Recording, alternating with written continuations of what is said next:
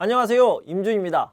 자, 오늘은요 한국 사회 이해를 시작하도록 하겠습니다. 먼저 사회 부분인데요, 사회 부분은 좀 분량이 많기 때문에 두 강으로 나눠서 소개하도록 하겠습니다. 자, 공부를 시작해 볼게요. 자, 1과부터 6과까지 원래 12개가 있는데요, 이렇게 6꼭지를 준비해 봤습니다. 자, 첫 번째는요, 한국을 상징하는 것들입니다. 자, 여기 보시는 태극기, 여기 보시는 무궁화를 보면은 한국이 떠오르겠죠. 그래서 이런 것들을 소개하도록 하겠습니다. 여러분 잘 아시다시피 여기는 한국입니다. 한국이란 나라가 있고요, 한국이란 나라의 원래 이름은요 대한민국입니다. 그래서 이런 것들을요 정식 명칭이라고 이렇게 얘기를 하는데요, 정식 명칭은 대한민국인데 그 중에 한국을 가지고 와서 짧게 줄여서 이야기를 하는 겁니다. 자, 국기는 태극기고요. 태극기는 이런 모습이 되겠습니다. 가운데 있는 이 부분이 있잖아요. 자, 이 부분을 태극 문양이라고 얘기하는데 그것 때문에 태극기라는 이름이 붙었습니다. 국가는 애국가입니다. 이 국가라는 말은요, 나라의 노래다. 내셔널 앤썸이 되겠죠. 나라의 노래인데요, 안익태 선생님이 작곡을 하셨습니다. 자, 그다음에 언어는 당연히 한국어고요. 그다음에 한글이 있는데요, 한글은 1443년 조선시대에 훌륭한 왕 세종대왕께서 창제하셨다, 만들었다 이렇게 얘기할 수 있습니다. 자, 그래서 창제하셨다 이렇게 기억해 두시면 되고요. 그 글자를 만들 때 훈민정음을 만드셨는데요, 백성을 가르치는 바른 소리다 이런 뜻으로 훈민정음. 이 정이라는 말은요, 바르다, 옳다라는 의미입니다. 음이라는 것은 소리를 얘기하는 거죠. 그래서 백성을 가르치는 바른 소리 이렇게 기억하시면 되겠습니다. 자, 바로 문제를 풀어보도록 할게요. 그래서 다음 중 한국의 국기는 뭡니까? 한국의 국기, 한국기입니까? 아니죠. 이런 건 없고요. 성조기 같은 경우는요, 미국 국기예요. 미국 국기를 성조기라고 한다. 한국의 국기는 태극기죠. 1번이 답이 되겠습니다. 자, 애국가를 작곡한 사람, 이런 문제가 나왔는데요, 애국가를 작곡한 사람은 안익태 선생님입니다. 안익태 선생님을 기억해 두시면 되겠고요. 안중근 의사는요, 독립운동을 한 사람입니다. 여러분들이 나중에 역사를 공부할 때 이 부분도 같이 공부할 텐데요, 독립운동을 했던 사람이다. 김유신은 장군인데요, 이분은 신라시대의 장군입니다. 조수미 씨는요, 성악가예요. 노래를 부르는 사람인데 전 세계적으로 굉장히 유명한 그런 성악가다. 이렇게 알아두시면 되겠습니다. 자, 두 번째는 가족 문화에 대해서 알아보도록 하겠습니다. 이 가족 문화는요, 과거의 가족 형태와 현대의 가족 형태로 이렇게 나눠서 알아볼 텐데요, 옛날에는 지난번에도 설명드렸지만 한 집에 할아버지, 할머니, 아버지, 어머니 그리고 아이들이 여러 명이 이렇게 모여서 함께 살았습니다. 선생님, 할아버지, 할머니, 아버지, 어머니가 없는데요? 자, 여러분 아버지, 어머님은 아시죠? 그래서 부모님이라고 얘기하죠. 그래서 아빠, 엄마 이런 것들은 부모님 합쳐서 부모님이라고 얘기하는데요, 여기에 조가 붙으면 무슨 뜻이냐면 할아버지와 할머니를 이렇게 합쳐서요, 할아버지, 할머니 이렇게 하면 너무 길잖아요. 조부모님이라고 얘기를 합니다. 참고로 알아두시면 되겠습니다. 자, 이렇게 과거에는 많이 함께 모여서 살았어요. 대가족을 이루고 살았다라고 했고요. 그 다음에 여기에서는 나이가 가장 많은 사람, 그 사람이요 가장이고 그 사람이 권위가 있었습니다. 힘이 있었어요. 그런데요, 현대로 넘어오면서 가족의 형태가 변했고요, 가족의 분위기도 많이 달라지게 됩니다. 자, 핵가족이라고 하는데요, 부모와 미혼 자녀가 함께 사는 형태다 이렇게 알아두시면 되겠습니다. 그러니까 엄마와 아빠와 그 다음에 아이들이 살고 있는데 이 아이들은 미혼입니다. 그러니까 아직 결혼을 안 했어요. 이 아이가 커서 결혼을 하게 되면 밖에 나가서 새로운 집에 살게 되겠죠. 그런 것들을 독립하다 또는 분가하다라고 얘기하는데 독립이나 분가를 하기 때문에 결혼한 자녀는 함께 살지 않습니다. 그런 형태가 바로 핵가족 형태가 되겠고요. 자, 이렇게 함께 살다 보면 가장이 힘이 셉니까? 아니요. 힘이 센다기보다는 모두가 함께 의논을 해서 어떤 일을 결정하게 됩니다. 가족의 분위기, 가정의 분위기도 많이 달라지게 되었죠. 자, 이렇게 현대로 넘어오면서 왜 이런 분위기가 바뀌었냐면요. 엄마도 경제력이 생겼기 때문입니다. 그래서 돈을 벌 수 있는 능력이 생겼어요. 여자들이 사회로 많이 진출을 하게 되었고요. 그래서 엄마도 나가서 돈을 벌고 아빠도 나가서 돈을 버는데 이것을 뭐라고 하냐면 맞벌이라고 얘기합니다. 자, 다시 한번요. 남자도 여자도 아내도 남편도 아빠도 엄마도 함께 돈을 버는 것, 이것을 맞벌이 부부라고 얘기합니다. 맞벌이 부부가 생겨난 이유는요. 여자들이 사회로 진출했기 때문입니다. 자, 1인 가구가 있는데요. 1인 가구는 혼자 사는 사람을 얘기합니다. 이 집에 사람이 몇 명 있습니까? 한 명 있습니다. 1인, 한 명 있다. 그런 것을 1인 가구라고 얘기했는데, 자, 지난 시간에 설명드렸듯이 여기는요. 독신과 같이 알아두시면 되겠고요. 이 아이가 아직 결혼은 안 했지만 나 혼자 살래요. 그러면서 독립을 합니다. 이러면 1인 가구가 생겨나는 거겠죠.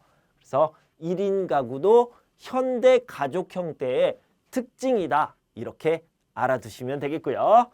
자, 딩크족이라는 신조어가 있습니다. 뭐냐면 남자와 여자가 결혼을 했어요. 이제 아이를 낳아야 되는데요. 싫어요. 우리는 아이를 낳지 않을 거예요. 이렇게 생각하고 행동하는 사람들이 있습니다. 자녀 없이 부부만, 남자와 여자, 남편과 아내만 사는 부부가 있는데요. 이런 것을 딩크족이라고 하고, 그 다음에 현대의 가족 형태 중에 굉장히 많은 부분을 차지하고 있습니다. 자, 과거 한국의 가족에서 볼 수 있는 과거입니다. 옛날입니다. 옛날의 가족 형태에서 볼 수 있는 특징은 무엇입니까? 자녀를 적게 낳았다? 아니요. 많이 낳았다가 맞죠. 여러 세대가 함께 모여 살았다? 네. 대가족이었습니다. 대가족 형태였죠. 자, 이건 맞는 표현이네요. 보통 자녀들이 돌아가면서 부모님을 모셨다? 자, 보통은요. 대부분은요. 장남이 부모님을 모셨습니다. 장남이라는 것은 가장 큰 아들, 가장 나이가 많은 아들을 얘기하는데 옛날에는 보통 주로 장남이 부모님을 모셨다.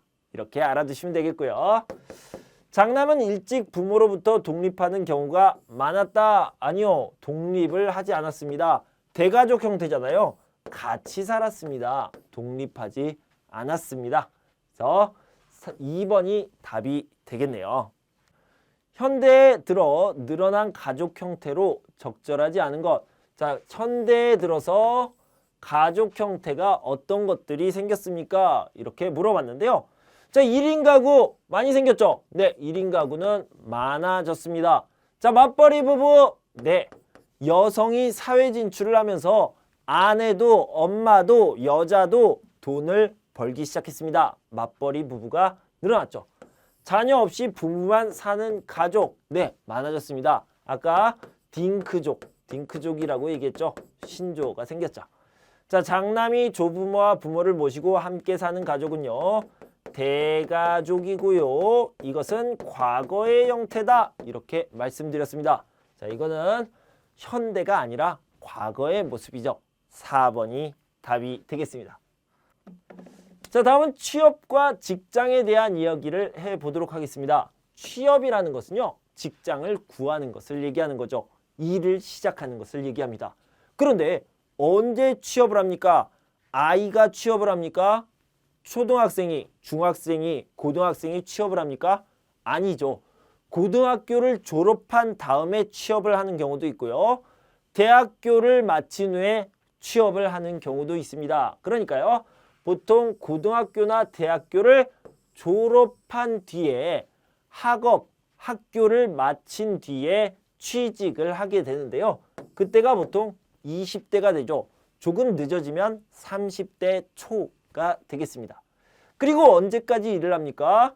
55세에서 60세까지 일을 하고 은퇴를 하게 되는데요. 일이 끝나다. 일이 끝나는 것은 퇴근이 아니라 완전히 일을 안 하게 되는 것. 회사 빠이빠이, 회사를 떠나게 되는 것을 얘기합니다. 그런데요. 보통은 20대에 취업을 했는데 요즘은요. 취업난이 생겼습니다. 취업하는 것이 정말 어려워요. 취업 준비하는 시간이 늘어났습니다. 그래서 오랫동안 취업을 준비해야 되기 때문에 20대에서 이제는 30대로 이렇게 좀 늦어졌죠. 그래서 취업을 늦게 하게 됐다, 늦춰졌다 이렇게 알아두시면 되겠고요. 자, 여성의 사회 진출이 활발해졌다. 자, 제가 계속 강조해서 말씀드리는데요. 맞벌이 부부가 늘어난 이유라고 생각하시면 되겠습니다. 자, 직장 생활에 대해서 알아봅시다. 업무 시간은요. 주 5일제가 많이 있습니다. 주 5일제는 월, 화, 수, 목, 금 이렇게 5일이죠. 그리고 토요일, 일요일은 어떻게 해요? 주말에는 쉬어요. 평일, 월, 화, 수, 목, 금에 일하고요. 주말에 쉽니다. 보통 9시부터 6시까지 일하게 되죠. 9 to 6 뭐 이런 식으로 얘기를 하는데 9시부터 6시까지 일을 하고요. 그 다음에 주 5일째 평일 월화수목금에 일한다. 이렇게 알아두시면 되겠습니다. 회사에서 일만 하나요? 그 동료들 함께 일하는 사람들과 좀 친해지고 같이 이야기도 나누고 밥도 먹고 싶어요. 그러면요. 회사 업무가 끝난 다음에 함께 밥을 먹는 시간이 가끔 있습니다. 그것을 뭐라고 하냐면 회식이라고 하죠. 방금 얘기한 것처럼 업무가 끝난 후에 함께 밥을 먹으면서 친해지는 시간인데 그것을 친목을 다진다. 친목이라는 말을 알아두시면 좋겠습니다. 같이 이야기하면서 친해지는 것 친목이라고 얘기하죠. 자, 문제를 풀어본데 취업 연령 나이를 얘기합니다. 취업 연령에 대한 설명으로 옳지 않은 것, 틀린 것을 찾아봅시다. 일반적으로, 보통, 주로 이렇게 얘기할 수 있겠죠. 20대에 일을 시작한다. 네, 맞습니다. 일반적으로는 그렇죠. 55세에서 60세 은퇴 끝내는 사람들이 많다. 네, 맞습니다. 취업난, 네, 취업이 어렵습니다. 취업난으로 취업 연령이 빨라지고 있다. 이 부분이 틀렸네요. 늦어지고 있다가 맞죠. 취업이 어려우니까 준비하는 시간이 늘어납니다. 그래서 늦어지는 것이 맞죠. 이 부분이 틀렸네요. 보통 고등학교나 대학을 졸업한 뒤 학교를 마치고 나서 취업을 한다. 제가 설명을 드렸죠. 자, 3번이 답이 되겠습니다. 자, 주 5일제의 뜻으로 옳은 것은요. 월화수목금입니다. 월화수목금 5일만 일하는 거, 주말에 쉬는 것을 얘기하죠. 그래서 3번이 답이 되겠습니다. 자, 월요일부터 금요일까지를요. 평일이라고 얘기합니다. 반대되는 의미는요. 주말이 되겠죠. 평일, 주말 이런 식으로 알아두시면 좋겠습니다. 자, 부부가 모두 직업을 가지고 돈을 버는 경우가 늘어나는 주된 이유는 무엇입니까? 부부가 모두 직업을 가지고 돈을 버는 것을 맞벌이라고 하는데 맞벌이 부부가 늘어나는 원인은 뭐라고 얘기했습니까? 여성의 사회 진출이 활발해져서다. 이렇게 제가 자주 반복해서 말씀드렸습니다. 2번이 답이 되겠네요. 자, 근무를 마친 후 직원들끼리 모여서 친목, 서로 친해지는 거. 이거 무슨 시간이라고 그랬어요? 회식이라고 얘기했죠. 자, 근로라는 말은요. 일을 하는 것을 얘기합니다. 일, 노동, 업무. 자, 이 같이 알아두시면 도움이 될 거예요. 자, 잔치라는 것은 파티라고 생각을 하면 되죠. 생일 파티, 생일 잔치. 다과회라고 얘기하면요, 티타임이라고 생각하면 됩니다. 티타임, 다과회. 그러니까 차와 과자, 간식을 먹으면서 이야기를 나누는 거 티타임이라고 생각하면 되겠어요. 자, 다음은 교통과 통신에 대해서 이야기를 해봅시다. 교통수단, 버스 여러분들이 잘 알고 있어요. 시내에 다니면 시내버스고요. 그 다음에 시 밖으로 나가면 시외버스고요. 고속 아주 멀리 가면 고속버스 이렇게 얘기를 하죠. 지하철은 아주 편리하죠. 가장 편리한 것, 가장 좋은 점이 뭡니까? 장점은요, 이동 시간이 일정하다라는 거예요. 여기에서 어떤 장소를 가는데 만약에 여러분들이 버스나 택시를 타면 차가 막힐 수도 있어요. 그래서 얼마나 걸려요? 잘 모릅니다. 그런데 지하철을 타면요, 얼마나 걸리는지 알아요? 한 정거장에 2분 또는 3분이 걸리죠. 그래서 여러분들이 생각할 수 있어요? 계획할 수 있어요? 추측할 수 있습니다. 이동 시간이 일정하다, 항상 똑같다, 항상 똑같다라는 의미로 일정하다라고 얘기를 했습니다. 자, 그 다음에 기차를 보도록 합시다. 기차는요, 경인선, 경부선, 경춘선, 호남선이 있는데, 자, 여기 경인선, 경부선, 경춘선을 보면요, 경자가 있습니다. 경이라는 것은 서울이라는 뜻입니다. 여기 서울 있잖아요. 서울. 그리고 인천, 부산, 춘천 이렇게 나와 있는데 여기가 목적지가 이렇게 되겠죠. 그래서 서울, 인천은 경인선, 서울, 부산은 경부선, 서울, 춘천은 경춘선 이렇게 생각할 수 있고요.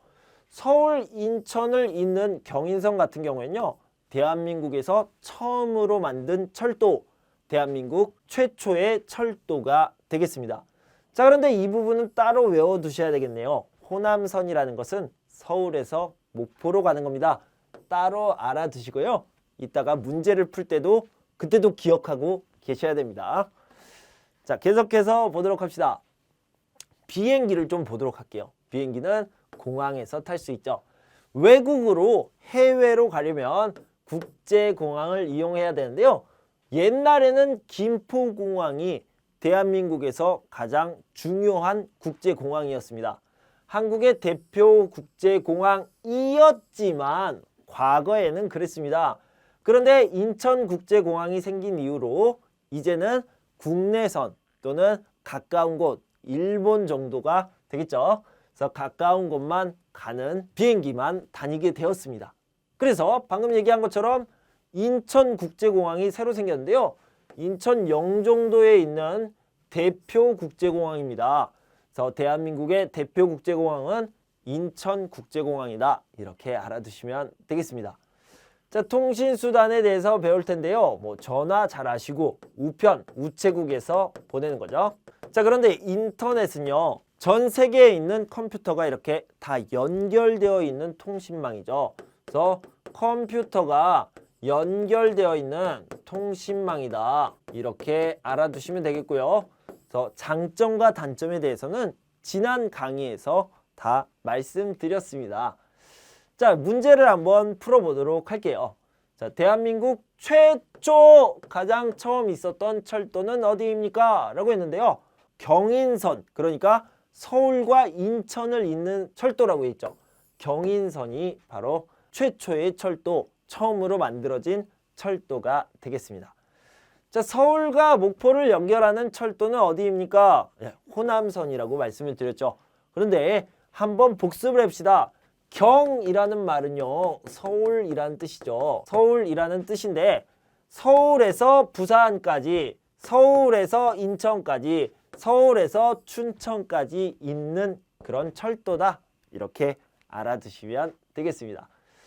자, 한국의 주된 국제공항이었으나 과거죠. 그래서 과거에는 주된 국제공항이었는데 인천국제공항이 생긴 뒤에 일부 국제선과 국내선 위주로 운항되고 있는 공항, 그 옛날에 대표 국제공항 어디였습니까? 김포였죠. 김포국제공항이고요. 지금은 인천국제공항이 대표 국제공항이 되겠습니다.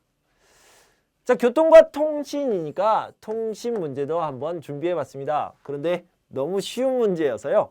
자, 가벼운 마음으로 풀어봅시다. 인터넷을 이용할 수 있는 것이 아닌 것은 스마트폰. 당연히 이용할 수 있죠.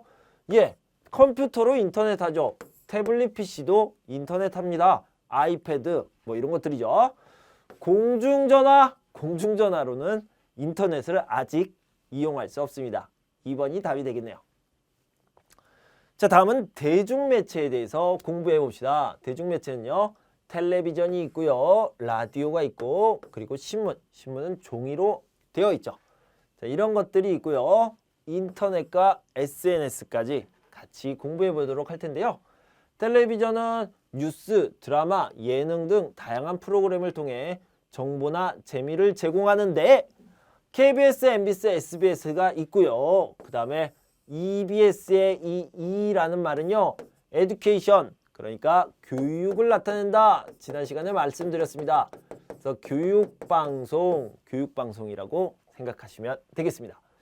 자, 라디오는요, 음악, 드라마, 뉴스 등 음성, 소리를 통해서 얘기를 한다. 그래서 텔레비전을 보는 것을 시청하다라고 얘기했고요. 그래서 시청자, 텔레비전을 보는 사람, 청취하다, 라디오를 듣는 사람을 청취자라고 얘기한다고 그랬죠. 그러면 신문은요, 종이에 인쇄를 한다고 했는데 종이에 인쇄한 것을 읽는 사람을 뭐라고 합니까? 독자, 구독자 또는 독자 이렇게 표현을 합니다. 자, 인터넷과 SNS를 보면요, SNS는 소셜 네트워크 서비스인데요, 한국어로 하면 사회관계망 서비스라고 할 수 있고요. 여러분들이 잘 알고 있는 카카오톡, 라인, 트위터, 페이스북, 블로그 이런 것들을 이야기합니다. 정보화 사회라는 말이 나옵니다. 우리 문제에도 나올 텐데요. 컴퓨터나 통신 분야를 중심으로 다양한 정보의 생산과 전달이 전개되는 사회입니다 라고 했는데, 자, 간단하게 얘기하면 정보화 사회라는 것은요, 정보가 빠르게 왔다 갔다, 정보가 빠르게 전달되는 사회다. 그만큼 정보가 전달되는 좋은 시스템을 갖춘 사회다. 이렇게 생각하면 되겠습니다. 뉴스나 드라마 등을 영상으로 제공하는, 화면으로 제공하는 비디오를 말하는 거죠. 비디오로 제공하는 것은 뭡니까? 당연히 텔레비전이 되겠죠. TV고요.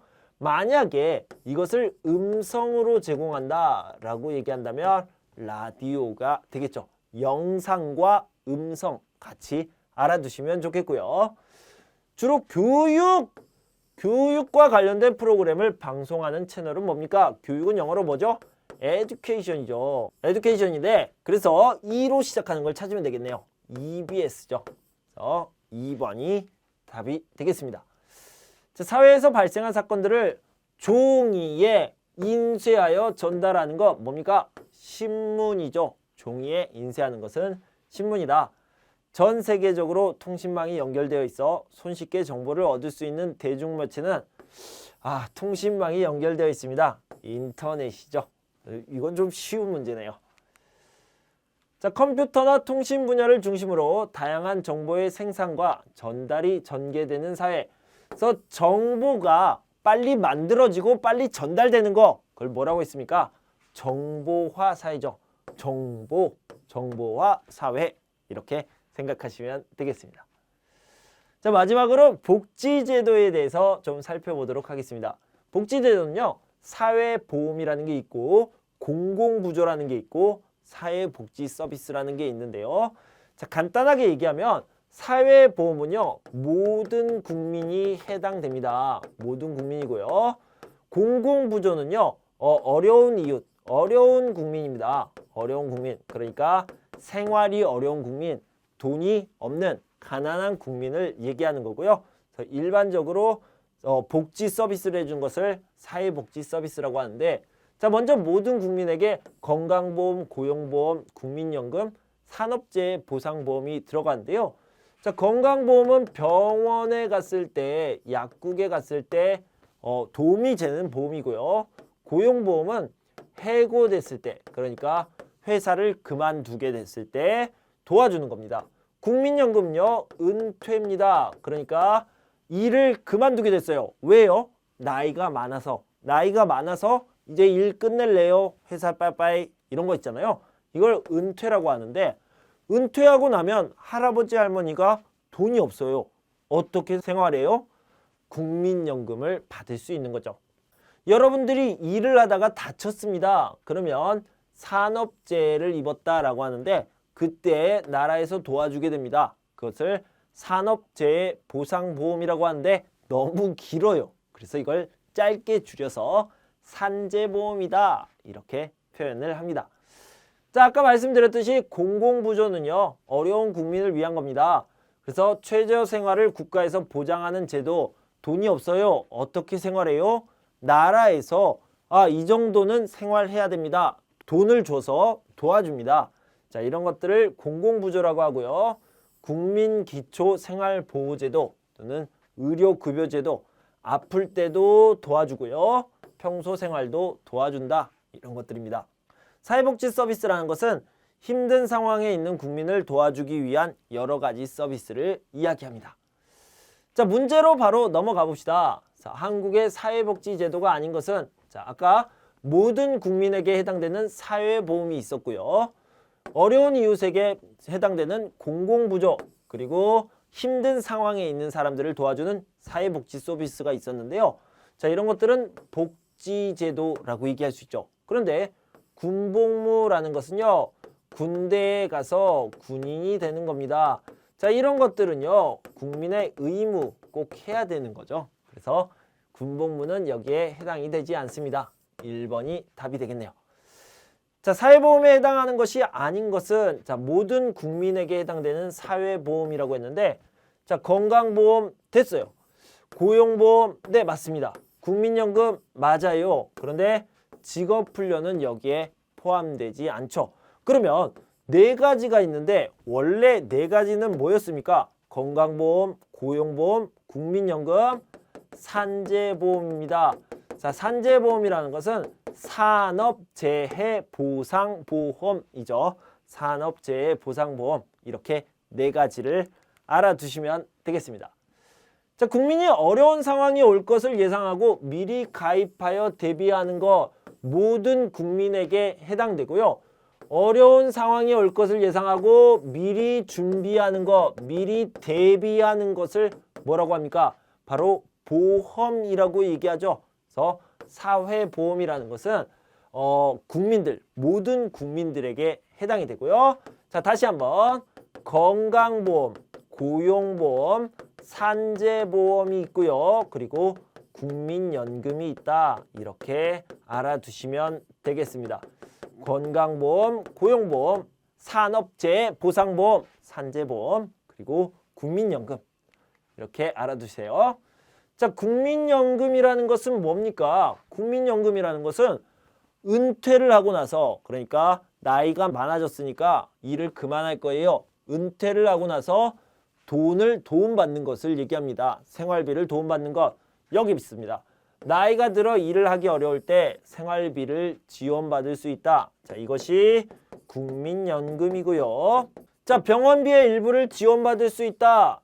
이것은 뭡니까? 건강보험이죠. 건강을 위한 보험을 건강보험이라고 얘기합니다. 회사에서 해고되었을 때 일정 기간 지원을 받을 수 있다.